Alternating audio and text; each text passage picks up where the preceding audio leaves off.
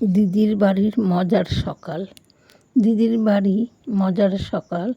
সকালবেলায়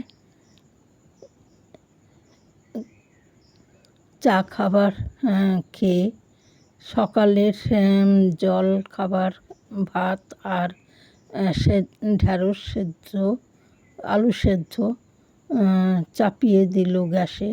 রান্নাঘরের পাশে সবজি বাগান, সেখান থেকে ঢ্যাঁড়স আর আলু সেদ্ধ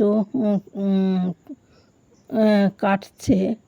সকাল সবার সঙ্গে থেকে মা ছেলে এক জায়গায় বসে চা খাচ্ছে। চেয়ারে বসে চলছে ওদের প্রাতরাশ, হাসি আর কথা।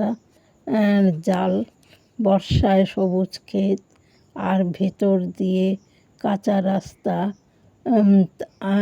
আর একটু গিয়ে ঢালাই রাস্তা। পিয়ালি বাজার সবজি মাংস নিয়ে এলো বাড়িতে, টোটো করে এলো বাড়ি।